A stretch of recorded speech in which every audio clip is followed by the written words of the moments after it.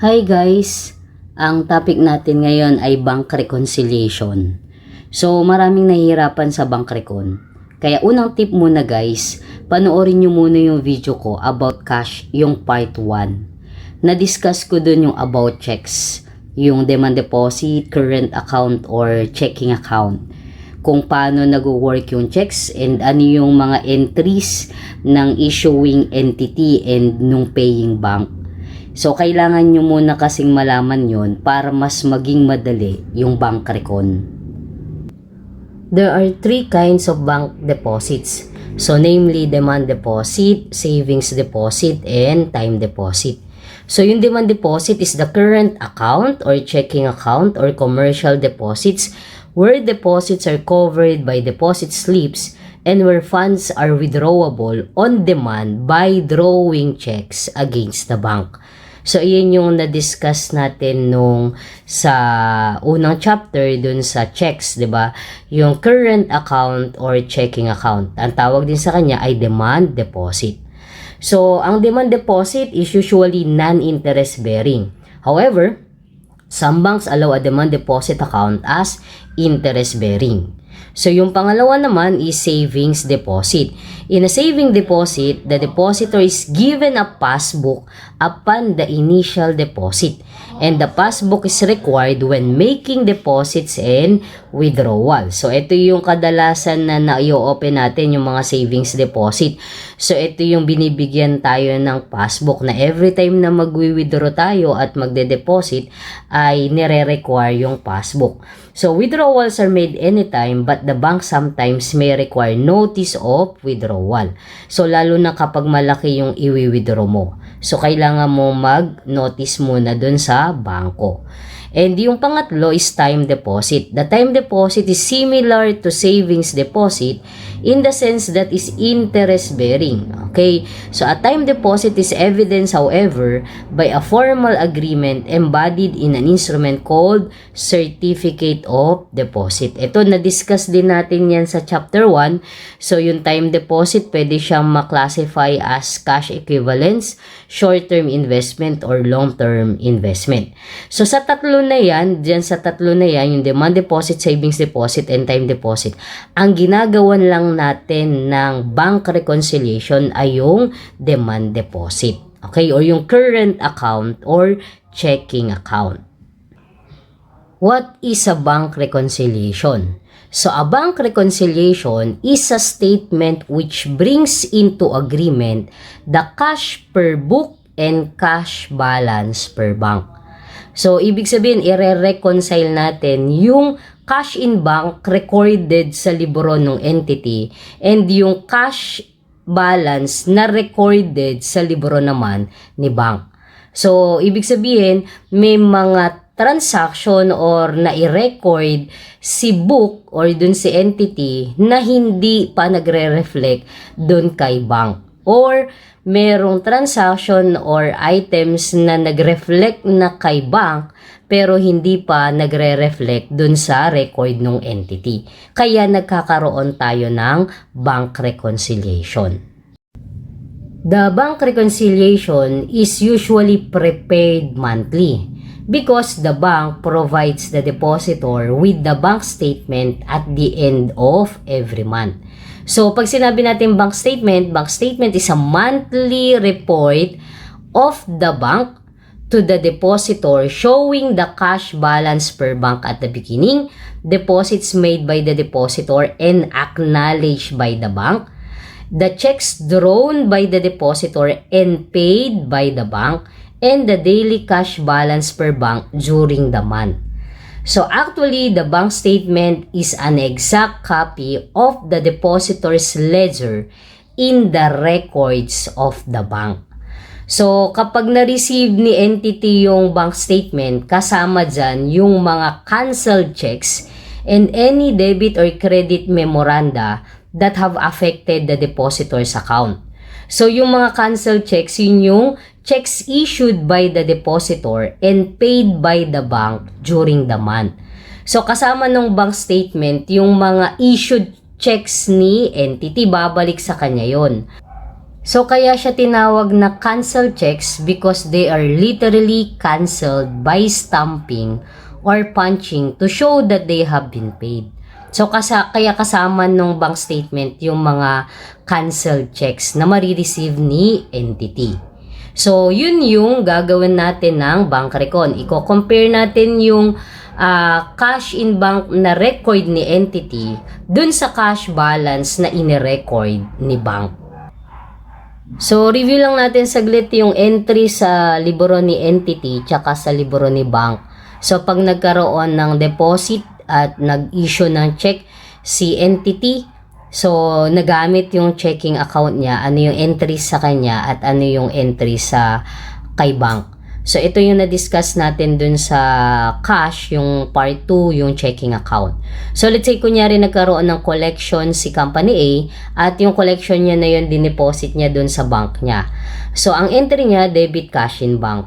Okay, so ibig sabihin, mag-i-increase yung cash in bank sa libro ni entity. So, kapag dineposit niya yan kay bank, na-receive ni bank, ang i-entry ni bank, siya, magde-debit siya ng cash. Kasi na-receive niya yung cash na galing kay company A. Pero, ang i-credit niya, di ba, yung name ni entity, nung depositor, credit company A. So, ibig sabihin, every time na nag-i-increase yung cash in bank ni company A, ang ine-entry ni bank sa libro niya ay kinikredit niya yung company A. So, every time na kinikredit niya yung name ng depositor, ibig sabihin, nag-i-increase yung cash balance ni company A. So, ito wag maliliton eh. So, laging tatandaan, every time na nakaka-receive ng deposit si bank, ang kinikredit niya ay yung name ng depositor. So, ibig sabihin, every time na kinikredit niya yung name ng depositor, ibig sabihin, nag-i-increase yung cash ni depositor dun sa record ni bank. Okay? So, kaya ito kasi reciprocal sila. Kung dinedebit ni company A yung cash in bank, pagdating kay bank, kinikredit niya yung name ng depositor. Okay? So, laging tatandaan yan kasi mamaya pagdating sa reconciling items ay para mas madaling matandaan kung ano yung mga credit memos and debit memos. So, every time na nag-i-increase ang cash ni depositor or nung entity, kinikredit ni bank yung name ng depositor. Okay? Once na nag-issue naman ng check si company A or kaya nagbayad siya, ginamitan niya or inisyuhan na niya ng cheque, automatic sa record niya, once na nag-issue siya ng check or nag-draft siya ng check, di ba kinikredit niya yung cash in bank? So, ibig sabihin, sa record ni company A, every time na nag-i-issue siya ng cheque or nagda-draft, ang cash in bank niya nababawasan. Binabawasan niya kaya nakakredit sa kanya to, yung cash in bank. But pagdating kay bank yan, once na ipinresent sa kanya yung check at babayaran niya yung inisyo na cheque ni entity, ang ine-entry niya naman, dinedebit niya yung name ng depositor. Debit company A and credit cash. Bakit? Kasi babayaran niya yung inisyo na cheque ni company A. So, every time na dinedebit niya yung name ng entity or name ng depositor, it means na babawasan yung cash balance ni depositor kay bank. Okay? So, ganyan siya. Kaya reciprocal, ibig sabihin, every time na kinikredit niya yung cash in bank, idinedebit naman ni bank yung name ng entity or ni depositor. Ibig sabihin, doon nababawasan yung cash balance naman niya kay bank. Okay? So, yun yung na-discuss natin kay doon sa chapter 1, doon sa cash, part 2, doon sa checking account. So, kaya lang, what if, di ba nagkakaroon ng difference sa timing? So, minsan, nagde-deposit na si company A na hindi pa nare-receive ni bank. So, ibig sabihin, si company A, magde-deposit na siya, nag-increase na yung cash niya dyan sa record niya, but pagdating kay bank, hindi pa niya inire-record kasi hindi pa nakakarating sa kanya yung deposit ni company A. So, ano mangyayari? So, kung dito nag-increase na yung cash niya, dito hindi pa nag-i-increase. So, ibig sabihin, hindi mag-i-equal yung cash balance ni Company A and yung cash balance sa libro ni bank.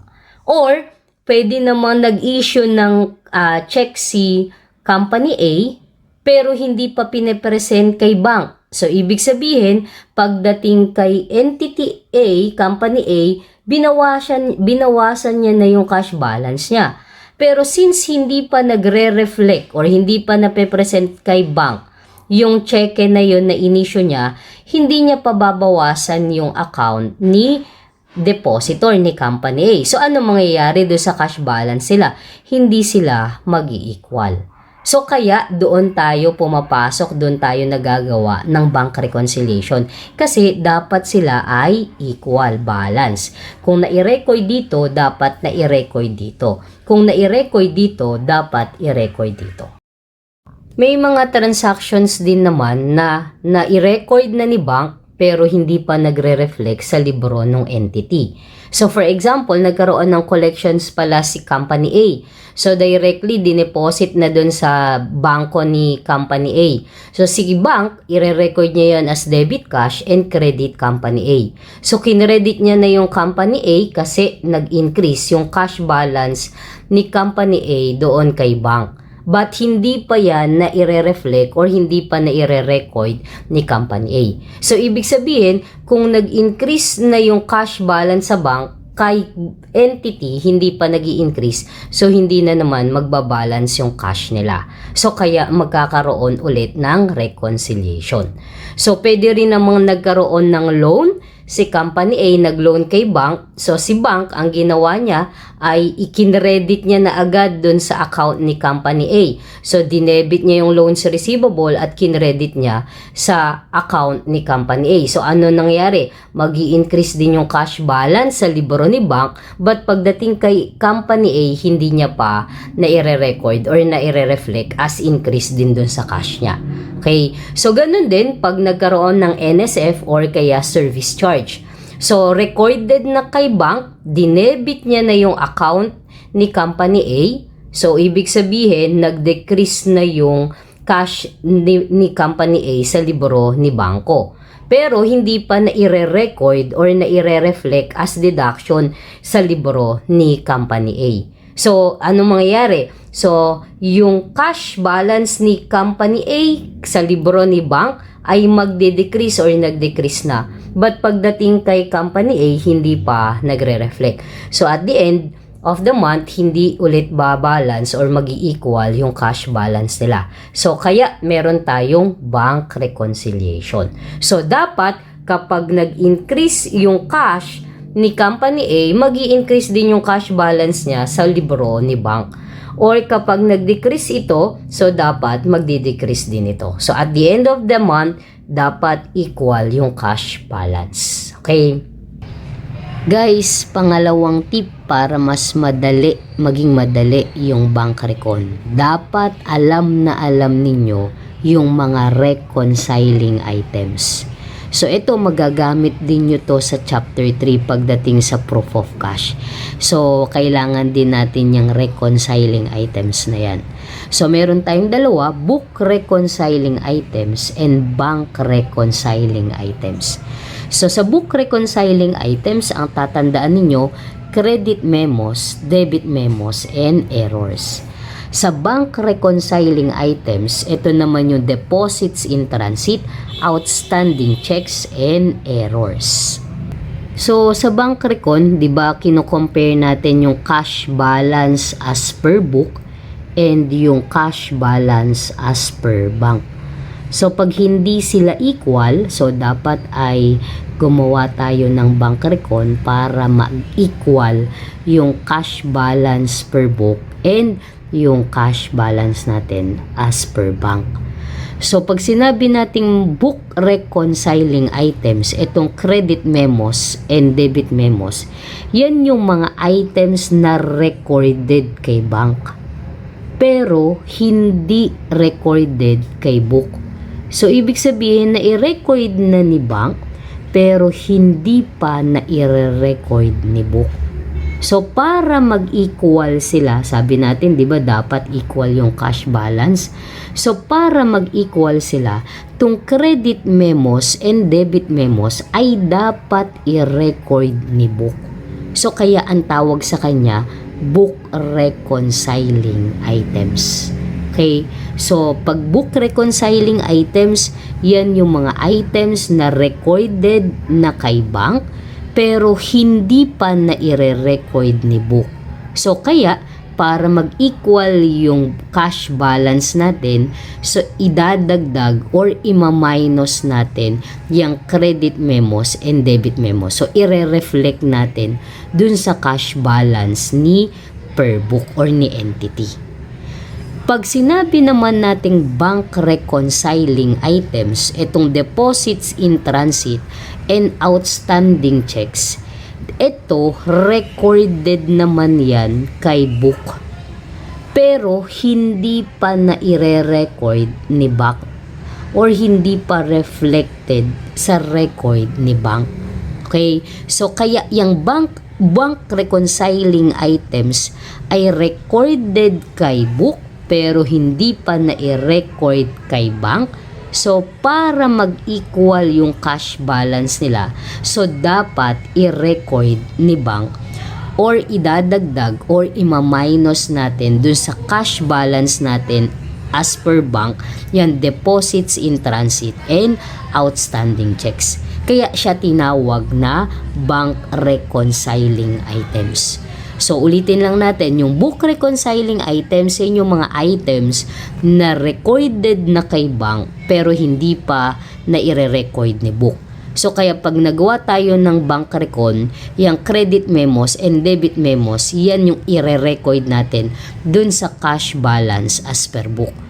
Pag bank reconciling items naman, ito naman ay yung mga items na recorded kay book, kay entity, pero hindi pa nagre-reflect or hindi pa nare-record ni bank. So kaya pag gumawa tayo ng bank recon para mag-equal yung cash balance as per book and as per bank, yung bank reconciling items ay idadagdag or ibabawas natin doon sa cash balance as per bank. While yung errors naman dito ay sila din ay yung mga reconciling items din sila. Kaya lang, pagdating sa errors, ang tatandaan natin kung sino ang nakakommit ng error, siya ang dapat na mag-adjust. So sa kanya din i-reflect kung i-add or ima-minus. For example, si book nakakommit ng error. Kunwari, ang nai-record niya ay deposit na kapag record siya na ang deposit niya daw ay 100. Pero, yung correct amount na na-deposit niya dun sa checking account niya or dun sa kanyang current account ay 120. So, ibig sabihin, kung yan ay deposit, so ibig sabihin, inirecord niya yan as cash in bank na 100. Pero magkano yung correct? 120. So, meron siyang error. So, since kulang, 'di ba? 100 yung recorded, pero ang correct is 120. So, kulang, understated yung recorded cash in bank niya. So, yung error na yan ay dapat i-reflect natin dun sa cash balance natin as per book.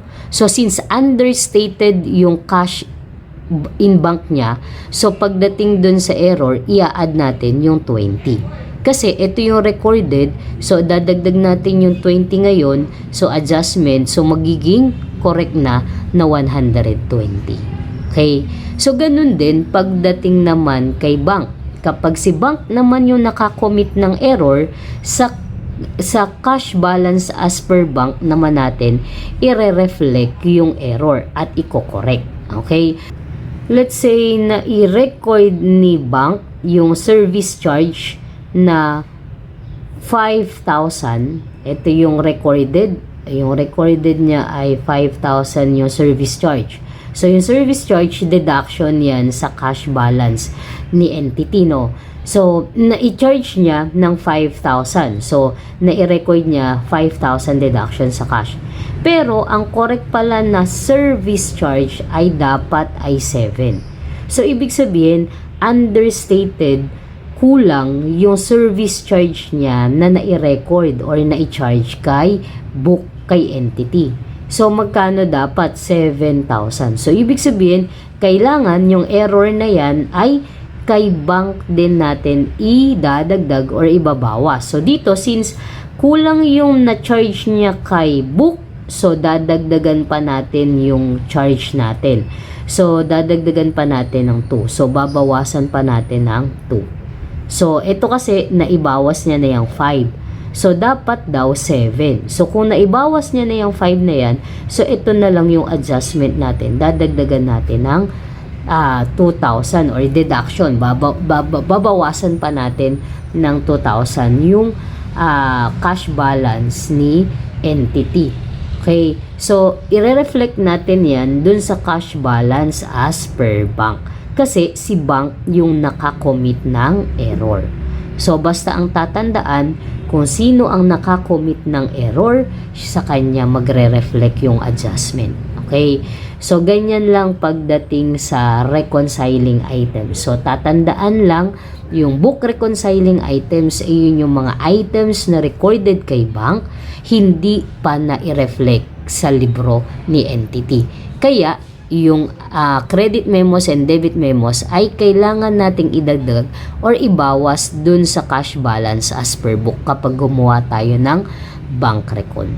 Pagdating naman sa bank reconciling items, ito naman yung mga items na recorded na kay book pero hindi pa nagre-reflect sa bank. So, sa record ni bank. Kaya, pag nagawa tayo ng bank recon para mag-equal yung cash balance nila, ang deposit in transit and outstanding checks ay idadagdag o ibabawas natin doon sa cash balance natin as per bank. And yung errors, depende kung sino ang nakakommit, kung si book kay book, kung si bank kay bank.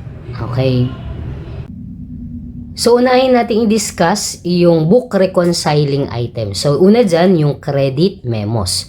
So, credit memos refer to items not representing deposits credited by the bank to the account of the depositor but not yet recorded by the depositor as cash receipts.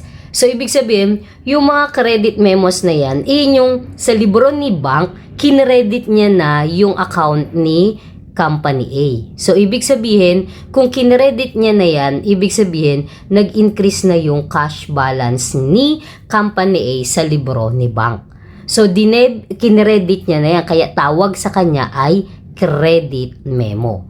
Okay? So, ano yung mga examples ng credit memos? So, notes receivable collected by bank in favor of the depositor and credited to the account of the depositor. So, naka-receive na ng collection si bank in favor of the company A of the depositor. So, ibig sabihin na record na ni bank yan na debit cash and credit company A. So, ibig sabihin nag-increase na yung cash balance ni company A sa libro ni bangko. Pero, pagdating kay company A, hindi niya pa na i-record. Okay? So, pangalawang example ng credit memo, proceeds of bank loan credited to the account of the depositor. So, kunwari, nag-loan si company A kay bank. So, ang ginawa niya na credit na ni bank, inilagay na sa account ni company A. So, tapos, since yan ay bank loan, so sa kanya, debit loan receivable. So, loan receivable niya kay company A. Anong ginawa niya na kinredit niya na yung amount na ni-loan ni company A kay company A. So, kaya ano nangyari dyan? Nag-increase na din yung cash balance ni company A sa libro ni bank. But si company A hindi niya pa na i-record. So, kaya tawag sa kanya ay credit memo. So, kasi ikinikredit ni bank yung account ng depositor. So, it means nag-i-increase na yung cash balance sa libro ni bank. Pero kay company A, hindi niya pa na i-record. And yung pangatlong example, matured time deposits transferred by the bank to the current account of the depositor. So, nag-mature na yung time deposit, ikakredit niya na ulit sa company A yung time deposit na yon. So, credit company A, so nag-increase na ulit yung cash ni company A. Pero sa libro ni company A ay hindi niya pa na i-record. So, kaya, anong gagawin dapat dyan? Yan ay dapat i-record ni book as plus increase. Mag-i-increase yung cash balance niya kapag merong credit memos. Okay? So, ibig sabihin, ulitin ko lang, pag sinabi natin credit memo, kaya credit memo, kinredit na ni bank yung account nung entity. So, ibig sabihin, nag-increase na yung cash balance sa libro ni bank. Kaya credit memo. So, sino na ang dapat na mag-adjust or sino ang dapat na mag-record? Si book. Kaya tawag dyan ay book reconciling item. Kasi recorded na kay bank pero yung credit memo na yan ay hindi pa nare-reflect sa libro ni company A. So kaya pag in-record ni company A, ang credit memos ay plus, madadagdag sa cash balance ni book. Okay? So ang tawag dyan, credit memos. Kapag sinabi naman nating debit memos, so debit memos refer to items not representing checks paid by bank which are charged or debited by the bank to the account of the depositor but not yet recorded by the depositor as cash disbursement. So hindi ito yung binayaran na cheque ni depositor, no? So, kapag sinabi nating debit memos, ito yung mga items or transactions na ide-debit na ni bank yung account ni depositor na hindi pa alam ni depositor or ni entity. So, ito yung mga examples ng debit memos. So, NSF or no sufficient funds. So, are checks deposited but returned by the bank because of insufficiency of fund, or the other name for NSF is DAIF or drawn against insufficient fund. So, ito yung mga checks na dineposit ni entity tapos pagdating pala kay bank ay wala namang sufficient fund. So, kaya pag ganun, ang ine-entry ni bank ay debit company A and credit cash. So, akala niya kasi nung una merong fund. So, nung nakita niya na wala palang fund, so anong i-entry niya? Dinedebit niya yung name ni depositor. So, kaya tinawag siya na debit memos. Every time na dinedebit ni bank yung account ni depositor, ano ang nangyayari sa cash balance ni depositor? Nagde-decrease yung cash balance ni depositor. Okay? So, another example, technically defective checks are checks deposited but returned by the bank because of technical defects such as absence of signature, counter signature, erasures not countersigned, mutilated checks, conflict between amount in words and amount in figures. So, pag may mga defective checks, so anong ginagawa din ni bank? So, dinedebit niya yung account ni depositor or nung entity. Okay, so ibig sabihin, nababawasan yung cash balance ni entity sa libro ni bank. So, but pagdating kay company A, ano ine-entry niya? Wala. Hindi niya alam na nag-decrease pala yung cash balance niya dun sa libro ni bank. Okay? So, ano pa yung examples ng mga debit memos? Bank service charges include bank charges for interest, collection, checkbook, and penalty, or reduction of loan pertains to amount deducted from the current account of the depositor in payment for loan which the depositor owes to the bank and which has already matured. So, kung merong bank service charge yan, so ay dinedebit ni book ni bank yung account ni company A and ikikredit niya yung service income or yung income niya as dun sa bank service charge. Or kaya reduction sa loan niya, so babayaran niya, automatic binabawasan dun sa current account ni entity ni company A. So, kinikredit niya yung cash. So, anong ina-entry niya dito? Dinedebit niya yung account ni depositor. So, ibig sabihin, nagdi-decrease yung cash balance ni company A dun sa libro ni bank na hindi pa alam ni company A. So, kaya, pag mayroong debit memo, anong effect ng debit memo kay Company A? Deduction sa cash balance. So, ang debit memos ay deduction sa cash balance ni entity. Next is bank reconciling items. So, ano yung mga bank reconciling items? Ito naman yung mga items na recorded na sa book kay entity pero hindi pa nagre-reflect kay bank or hindi pa na i-record ni bank. So, ano yung mga yon? Deposits in transit. Unahin natin yung deposits in transit. So, deposits in transit are collections already recorded by the depositor as cash receipts but not yet reflected on the bank statement.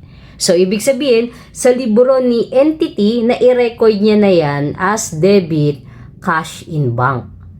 So, credit, let's say, accounts receivable or kung ano mang credit yan. So, ibig sabihin, na idagdag niya na yan sa cash balance niya. So, para sa libro ni entity, nag-increase na yung cash balance niya dyan. But, pagdating kay bank, hindi niya pa yan na i-record. Okay? So, ang tawag dyan, bank reconciling item. Okay? So, deposits in transit. So, for example, collections already forwarded to the bank for deposit but too late to appear in the bank statement. Let's say, kunyari, November 29, nag-deposit si Company A. So, pagdating ng November bank statement, hindi pa magre-reflect yan sa libro ni bank. So, pwedeng mag-reflect pa yan pagdating ng December. So, ibig sabihin, nung November, na-i-record na yan ni entity, ni Company A as debit cash in bank. But pagdating kay bank, ay hindi pa nagre-reflect. So, hindi pa nagre-reflect or na-i-record ni bank as addition dun sa cash balance ni Company A sa kanya. So, ganun din yung undeposited collections or those still in the hands of the depositor. So, in effect, these are cash on hand awaiting delivery to the bank for deposit. Nasa kanya pa rin pero na-i-record niya na agad as cash in bank. I-deposit niya pa lang. So, ano nangyari? Nag-increase na yung cash balance sa libro ni entity pero kay bank hindi pa nagre-reflect.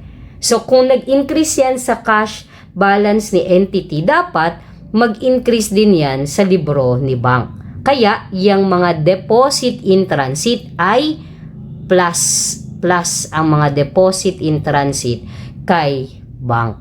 So, pag nagkaroon ng deposit in transit, kailangang idagdag ni bank yung mga deposit in transit para mag-equal yung cash balance per book and cash balance per bank. Okay?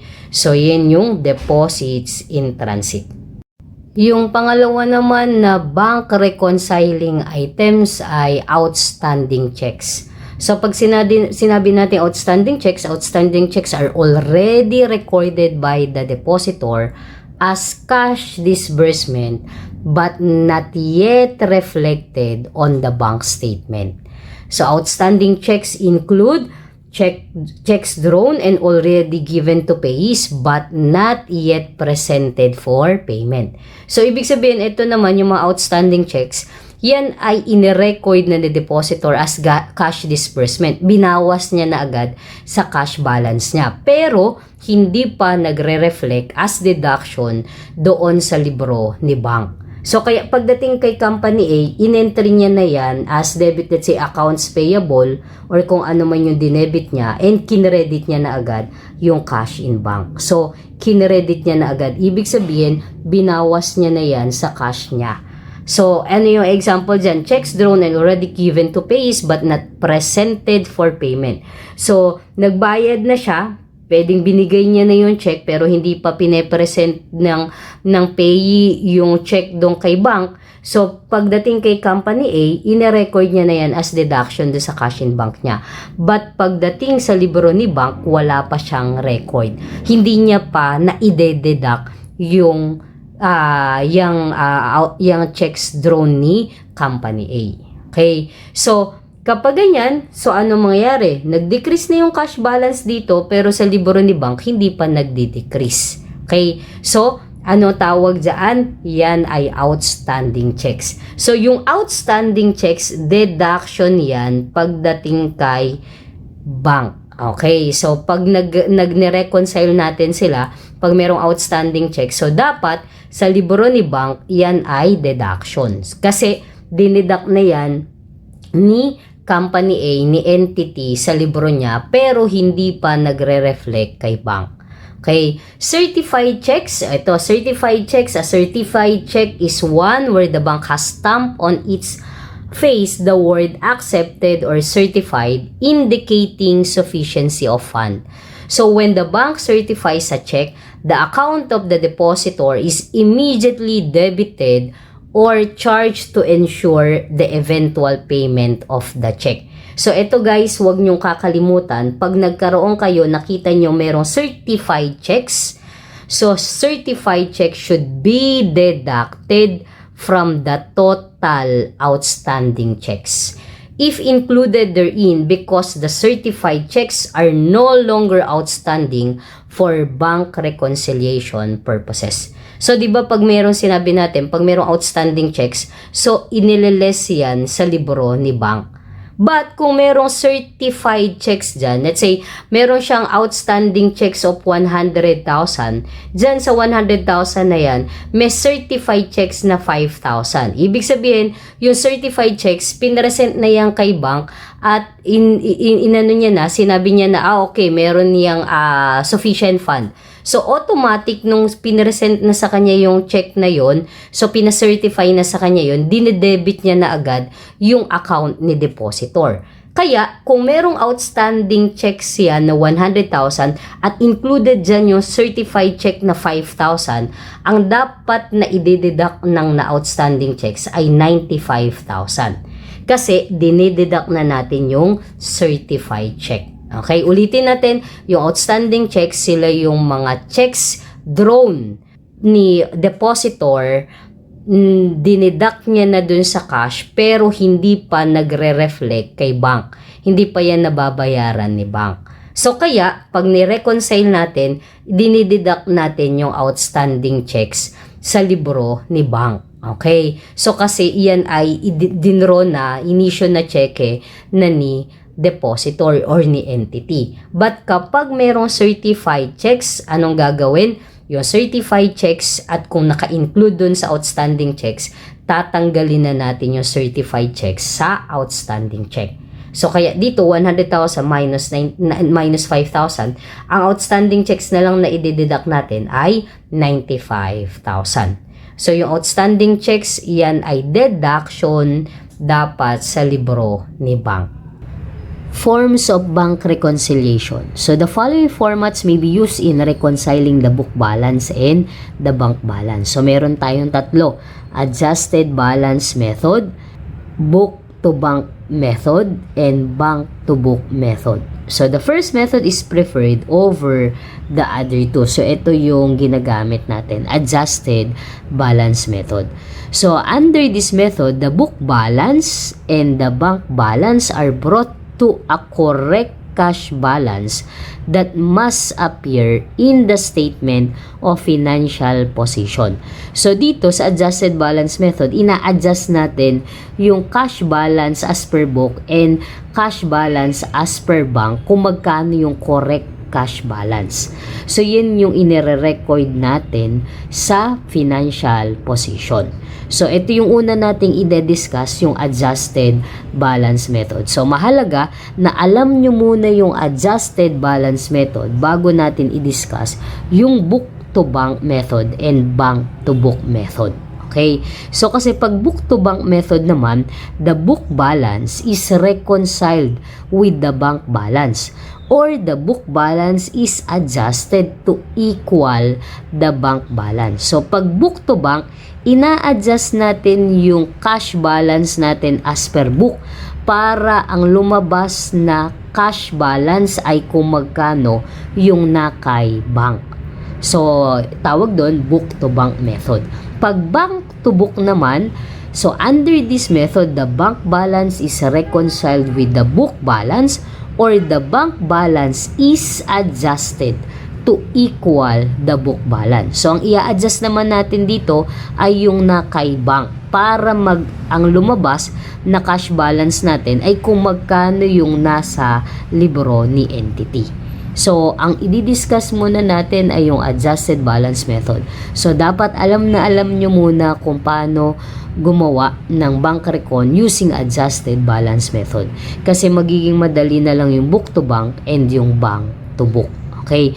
So, sa susunod na video, i-discuss natin yung adjusted balance method, book to bank method, and bank to book method.